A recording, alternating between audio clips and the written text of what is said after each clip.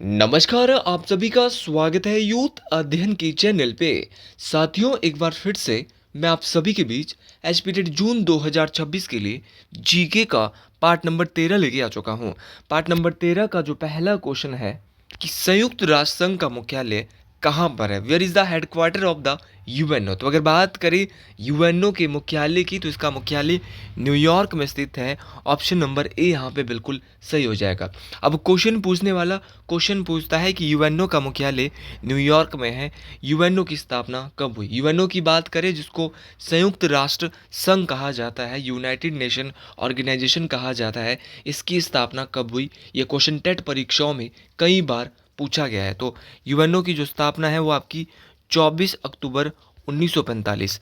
ये क्वेश्चन कई बार परीक्षाओं में पूछा गया है और इसीलिए 24 अक्टूबर को संयुक्त राष्ट्र दिवस भी मनाया जाता है। तो संयुक्त राष्ट्र दिवस आपका कब मनाया जाता है? तो संयुक्त राष्ट्र दिवस आपका 24 अक्टूबर को मनाया जाता है, क्योंकि 24 अक्टूबर 1945 को क्या हुई थी? संयुक्त राष्ट्र संघ की स्थापना हुई थी। अब क्वेश्चन पूछने वाला क्वेश्चन कई बार ये पूछ चुका है कि जो संयुक्त राष्ट्र संघ है, इसका मुख्यालय तो न्यूयॉर्क में है, लेकिन इसकी भाषाएं कौन कौन सी है? तो संयुक्त राष्ट्र संघ की मुख्य भाषाएं हैं अंग्रेजी एवं फ्रेंच। इस बात को आपने डिटेल से याद रखना है। साथियों, अगर आप भी एचपीटेट जून 2026 में एचपीटेट की तैयारी कर रहे हैं और हमारे बैच के साथ जुड़ना चाहते हैं, तो आप जुड़ सकते हैं मात्र और मात्र 499 रुपीज़ मंथ में। हम देंगे आपको 499 में लाइव प्लस रिकॉर्डेड क्लासेस। जो क्लास लाइव होगी उस क्लास को आप रिकॉर्डेड भी देख सकते हैं आराम से घर बैठ के। तो अगर आप हमारे बैच के साथ जुड़ना चाहते हैं तो आप 7876145409 इस नंबर पे 499 मंथ में हमारे साथ जुड़ सकते हैं। एवरी सब्जेक्ट हम बहुत थियोरेटिकल अलग अलग टीचर आपको पढ़ाने वाला है, तो दिक्कत और परेशानी की यहाँ पे कोई भी बात आपको आने वाली नहीं है। बात करें संयुक्त राष्ट्र संघ की, तो संयुक्त राष्ट्र संघ का ऐसा अंग कौन सा है जिसको विश्व की लघु संसद कहते हैं? तो वो है आपका महासभा। महासभा को कई बार ये क्वेश्चन पूछा गया है कि विश्व की लघु संसद किसे कहा जाता है? तो विश्व की लघु संसद महासभा को कहा जाता है। साथियों, एक बार क्वेश्चन पूछा था कि सुरक्षा परिषद, ये भी एक सिक्योरिटी काउंसिल हम इसको कहेंगे, ये भी एक भाग है किसका? आपका यूएनओ का। तो अगर बात करें सुरक्षा परिषद की, तो सुरक्षा परिषद में कुल देश कितने हैं? तो सुरक्षा परिषद में टोटल देश है 15। 15 में कई बार ये क्वेश्चन पूछा गया है कि 15 में परमानेंट कंट्रीज कितनी है? तो परमानेंट है 5 और 10 है नॉन परमानेंट। अच्छा, बात करें आपकी परमानेंट कंट्रीज़ की, परमानेंट में कौन कौन आता है? तो परमानेंट के लिए ट्रिक है ABCFR से। तो ABC फिर से मतलब है A से अमेरिका, B से ब्रिटेन, C से चाइना, F से फ्रांस और R से रशिया। तो आज के बाद अगर कभी भी टेट परीक्षाओं में क्वेश्चन पूछा गया कि यूएनओ के संयुक्त राष्ट्र संघ के सुरक्षा परिषद के स्थायी देश कौन कौन से हैं, तो आपको गलती नहीं करनी है मेरे साथी, मेरे दोस्त। आपको ये बात याद रखनी है कि अमेरिका एक परमानेंट कंट्री है, ब्रिटेन एक परमानेंट कंट्री है, चाइना एक परमानेंट कंट्री है, फ्रांस एक परमानेंट कंट्री है और रशिया एक परमानेंट कंट्री है। तो आपको याद रखनी है कि परमानेंट कंट्री स्थायी देश कितने यूएनओ के? 5 है। इस बात को आपने डिटेल से याद रखना है। अच्छा, भारत संयुक्त राष्ट्र संघ की सुरक्षा परिषद का अस्थायी देश कितने बार बना है? तो भारत 8 बार अस्थायी देश बना है। अगर बात करें भारत की, तो भारत 8 बार अस्थायी देश बना है, लेकिन अस्थायी देशों को कितने वर्ष के लिए चुना जाता है? तो अस्थायी जो देश होते हैं यूएनओ के, उनको 2 वर्ष के लिए 2/3 बहुमत से कौन चुनेगी? महासभा। तो महासभा के बारे में आपको ये बात याद रखनी है कि 2 वर्ष के लिए 2/3 बहुमत से कौन चुनती है? महासभा चुनती है। ये बात आपको डिटेल से याद रखनी है। तो साथियों, इस क्वेश्चन से इतना ही पढ़ते हैं, अगले क्वेश्चन की ओर बढ़ते हैं। और एक क्वेश्चन के साथ इतनी सारी जानकारी मैं देता हूँ कि अगर इससे संबंधित आपको क्वेश्चन आएगा तो आपको दिक्कत परेशानी नहीं होने वाली है। और हर दिन सुबह अब आपके लिए हर एक चाहे आपकी कोई सी भी स्ट्रीम रहती है, उसके लिए आपकी 20 वीडियो आने वाली है। तो इन वीडियोस को आप ज़्यादा से ज़्यादा प्यार दें, ताकि और ज़्यादा से ज़्यादा लोगों तक जो बीएड करें उन तक शेयर करें। अगला क्वेश्चन है कि कौन सा दर्रा मंडी को कुल्लू से अलग करता है? बात करें हिमाचल का वो कौन सा दर्रा है जो कि मंडी को कुल्लू से अलग करने का काम कर रहा है, तो वो है आपका दुलची पास। दुलची पास की बात करें तो दुलची दर्रा ऐसा दर्रा है जो कि मंडी को कुल्लू से अलग करता है, लेकिन आपको याद रखना है कि इसकी ऊंचाई कितनी है। एक बार क्वेश्चन पूछने वाले ने ये क्वेश्चन भी पूछ लिया था। तो दुलची दर्रे की ऊंचाई 2788 मीटर है। आप बोलने को यहाँ पे बनता है 2788 मीटर। तो 2788 मीटर ऊंचाई है आपकी किसकी, दुलची दर्रे की। साथियों, क्वेश्चन पूछने वाला क्वेश्चन पूछता है कि हिमाचल प्रदेश का सबसे ऊंचा दर्रा कौन सा है। तो हिमाचल प्रदेश का सबसे ऊंचा दर्रा है आपका परांगला दर्रा। परांगला दर्रे की बात करें, ये हिमाचल का सबसे ऊंचा दर्रा माना जाता है, जिसकी ऊंचाई जो है वो 55-48 मीटर के आसपास है। ये बात आपको डिटेल से याद रखनी है। उसी प्रकार कई बार परीक्षाओं में क्वेश्चन पूछा जाता है कि आपका कुगती दर्रा कहाँ स्थित है। तो कुगती दर्रा आपका जो है वो कहाँ पर है। तो कुगती दर्रे की बात करें तो ये आपका चंबा में है, और कुगती दर्रा लाहौल को भरमौर के साथ जोड़ने का काम कर रहा है। कुगती दर्रे की ऊंचाई एक बार पूछी गई थी, तो 49-61 मीटर आपके इसकी ऊंचाई है। अच्छा, एक बार क्वेश्चन पूछा गया था, बहुत ही इंपॉर्टेंट क्वेश्चन है कि कांगड़ा और चंबा के बीच कौन कौन से दर्रे हैं। तो कांगड़ा और चंबा की अगर मैं बात करता हूँ, तो कांगड़ा और चंबा के बीच जो सबसे फेमस दर्रा है वह भीम गसूतड़ी दर्रा। भीम गसूतड़ी दर्रे की मैं बात करता हूँ, तो भीम गसूतड़ी दर्रे की जो ऊंचाई है वो आपकी 54 मीटर है। ये क्वेश्चन कई बार परीक्षाओं में पूछा गया है। साथियों, एक बार क्वेश्चन पूछने वाले ने क्वेश्चन पूछा था, बहुत ही इंपॉर्टेंट था, कि लाहौल को भरमौर से जोड़ने वाले दर्रे कौन कौन से हैं। तो एक तो आपका कुगती दर्रा है, ये भी लाहौल को भरमौर से जोड़ता है। एक आपका छोबिया छोबिया दर्रा। भाई छोबिया दर्रा बहुत इंपॉर्टेंट है। छोबिया दर्रा भी ऑप्शन में दिया है। छोबिया दर्रा भी लाहौल को भरमौर से जोड़ता है। ये बात आपको डिटेल से याद रखनी है। उसी प्रकार आपका सांच दर्रा यहाँ पे ऑप्शन में दे रखा है। सांच दर्रा कौन सा है। तो सांच दर्रा आपका चंबा को पांगी से जोड़ता है। तो चंबा को पांगी से जोड़ने वाला दर्रा है आपका सांच पास। और सांच पास की एक बार ऊंचाई पूछी गई थी, तो 43-95 मीटर के आसपास यहाँ पे सांच पास की जो सांच दर्रा है उसकी ऊंचाई है। उसके अलावा आपको पता होना चाहिए इंद्रहार दर्रा। देखो, इंद्रहार दर्रा किस किस के बीच है। तो इंद्रहार पास कांगड़ा को भरमौर के साथ, तो कांगड़ा को भरमौर के साथ जोड़ने का जो काम करता है वो कौन सा दर्रा करता है, आपका इंद्रहार दर्रा करता है। और इंद्रहार दर्रे की हाइट भी 43-20 के आसपास है। तो सारी बातें आपको डिटेल से याद रखनी है, हिमाचल के जो दर्रे हैं। अच्छा, रोहतांग का अर्थ क्या है। एक बार ये क्वेश्चन पूछा गया था कि रोहतांग का मतलब क्या होता है। तो रोहतांग का जो अर्थ है वो है लाशों का ढेर। अगला क्वेश्चन है कि who was the first chief justice of Himachal Pradesh. Himachal Pradesh के प्रथम मुख्य न्यायाधीश कौन है। ये क्वेश्चन कई बार आपके हिमाचल प्रदेश की जो टेट परीक्षाएं रहती है वहाँ पर पूछा गया है। तो हिमाचल प्रदेश के जो प्रथम मुख्य न्यायाधीश हैं उनका नाम है मिर्ज़ा हमीदुल्ला बेग। अगर बात करें मिर्ज़ा हमीदुल्ला बेग की, तो ये हिमाचल प्रदेश के प्रथम मुख्य न्यायाधीश थे। लेकिन क्वेश्चन पूछने वाला क्वेश्चन पूछता है कि हिमाचल प्रदेश हाईकोर्ट की प्रथम महिला मुख्य न्यायाधीश कौन है। तो उनका नाम है श्रीमती लीला सेठ। तो श्रीमती लीला सेठ की बात करें तो आपका ये क्या है। तो श्रीमती लीला सेठ की अगर मैं बात करता हूँ तो ये क्या थी, हिमाचल प्रदेश जो आपका हाई कोर्ट है उसकी प्रथम महिला मुख्य न्यायाधीश थी। ये क्वेश्चन बहुत बहुत इंपॉर्टेंट है। ये क्वेश्चन कई बार आपके एचपी टेट परीक्षाओं में पूछा गया। और लीला सेठ की बात करें तो ये हाई कोर्ट की भी पहली महिला मुख्य न्यायाधीश थी। अब एक क्वेश्चन यहाँ पे आपसे पूछा जाएगा कि वर्तमान में हिमाचल प्रदेश के मुख्य न्यायाधीश कौन है। तो वर्तमान में हिमाचल प्रदेश के जो मुख्य न्यायाधीश है वो आपके हिमाचल हाई कोर्ट के, उनका नाम है गुरमीत सिंह संधावालिया। तो गुरमीत सिंह संधावालिया वर्तमान में हिमाचल प्रदेश हाई कोर्ट के मुख्य न्यायाधीश है। अच्छा, एक क्वेश्चन परीक्षाओं में बहुत बार पूछा जाता है। अब वो क्वेश्चन क्या है कि हिमाचल प्रदेश के प्रथम मुख्यमंत्री कौन है। तो ये क्वेश्चन बहुत बेसिक क्वेश्चन है। तो डॉक्टर वाई.एस. परमार हिमाचल प्रदेश के प्रथम मुख्यमंत्री है। एक बार क्वेश्चन पूछा गया था कि हिमाचल प्रदेश के प्रथम राज्यपाल कौन है। तो एस चक्रवर्ती।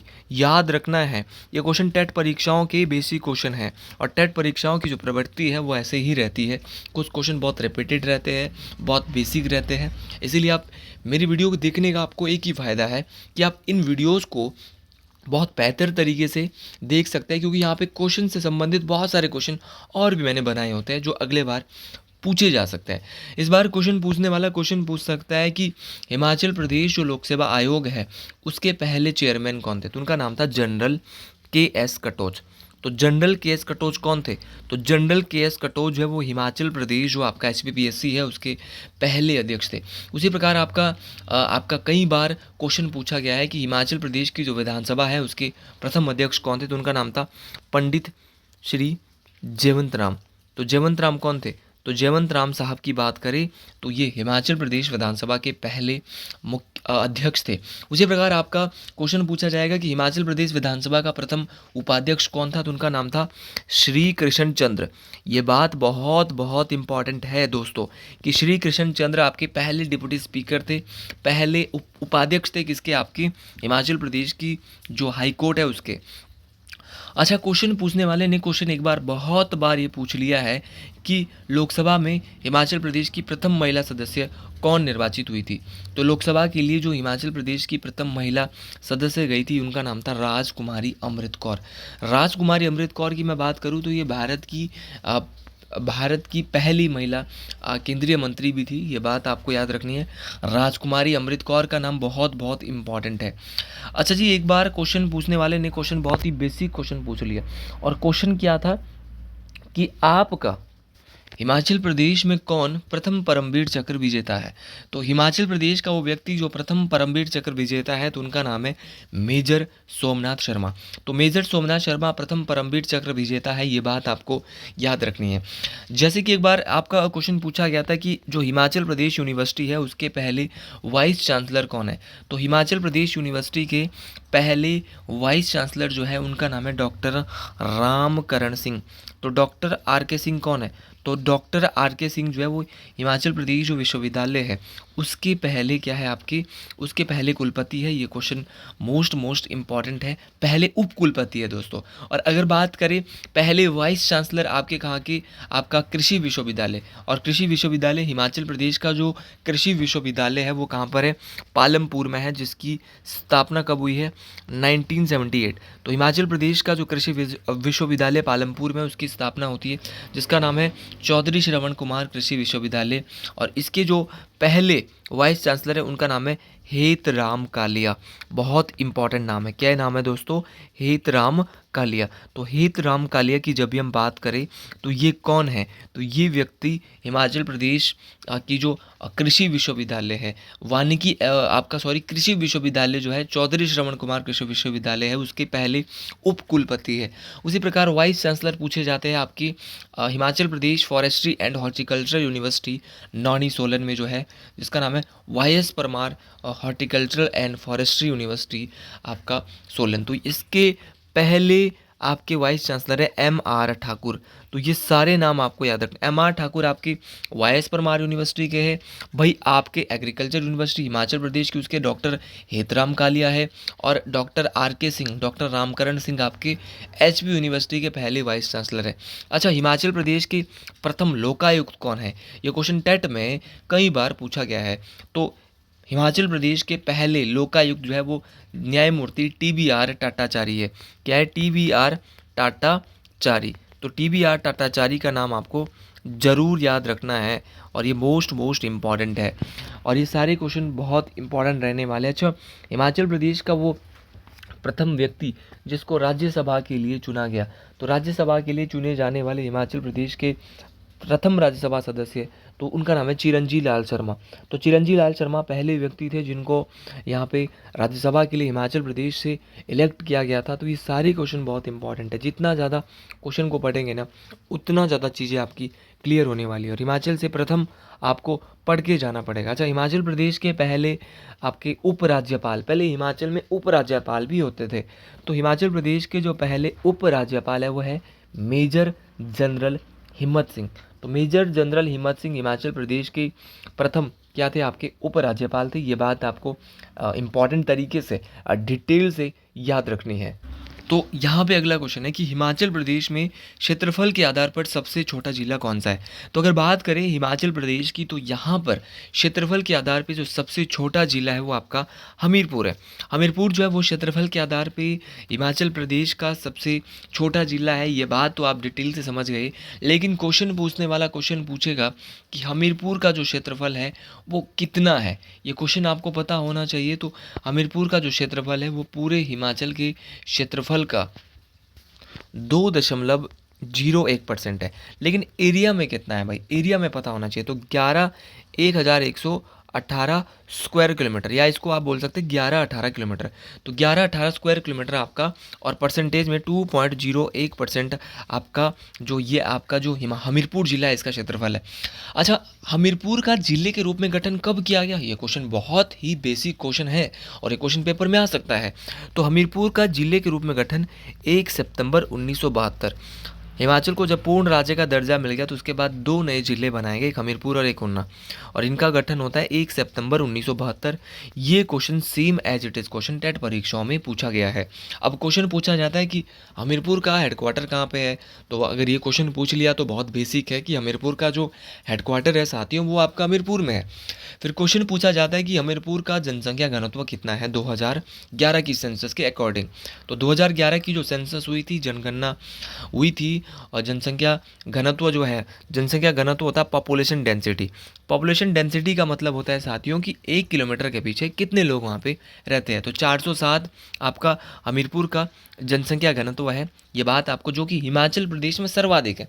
उसी प्रकार लिटरेसी रेट हमीरपुर का कितना है, तो लिटरेसी रेट भी पूरे हिमाचल में सबसे ज़्यादा हमीरपुर का है, 88.15% है। कई किताबों में 89% भी हिमाचल का, हमीरपुर का लिटरेसी रेट बताया गया। और 2011 में हिमाचल का था 82.80%।